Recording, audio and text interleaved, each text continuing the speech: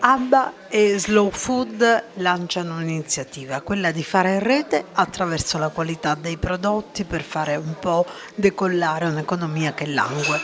Sì, chiaramente Slow Food ha come obiettivo principalmente del cibo buono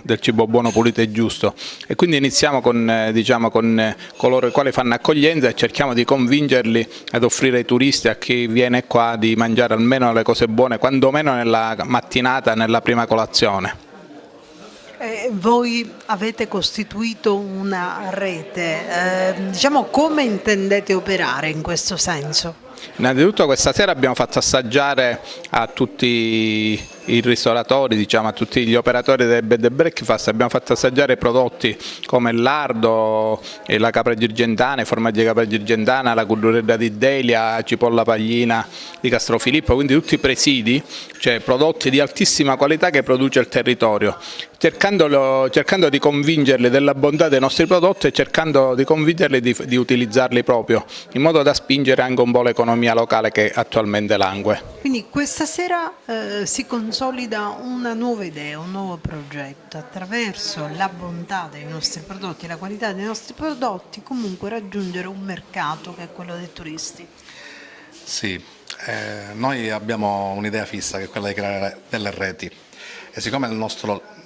scopo principale è fare conoscere la terra, il territorio, i cibi prodotti nel territorio, quindi il cibo è centrale per Slow Food, ci sembrava assurdo che in un luogo come un B&B, dove la mattina si fa una colazione, la gente viene ad Agrigento per conoscere i templi, la città eccetera, e poi magari si trova sul piatto delle cose provenienti chissà da dove. E allora vogliamo che si crei una rete proprio con alcuni B&B più virtuosi, quelli che hanno questa cultura del territorio, in modo che il turista possa trovare sul piatto il formaggio di capra girgentana, la cipolla paglina di Castrofilippo, insomma tutti i prodotti che sono a noi vicini e che magari sconosciamo a volte.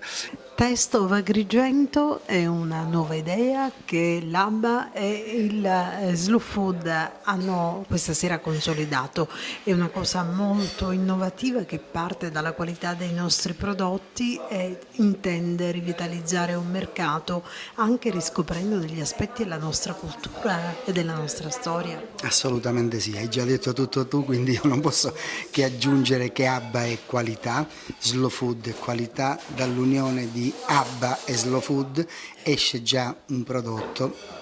Taste of Agrigento, il sapore di Agrigento, che parte dal mattino sui tavoli delle colazioni, prodotti di grandissima qualità, prodotti nostrani, prodotti tipici di Agrigento, e finisce la sera in un locale che ha voluto partecipare con noi, il Roney,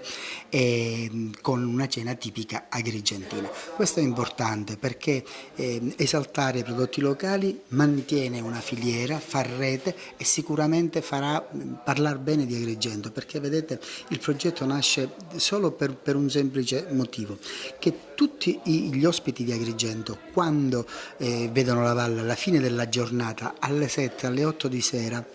la domanda che si fanno è unica: dove mangiamo, cosa mangiamo? E allora lì deve uscire tutta la nostra forza della rete di far mangiare la gente agrigentino, perché con i B&B, con il cibo prettamente agrigentino, sicuramente si caratterizza la nostra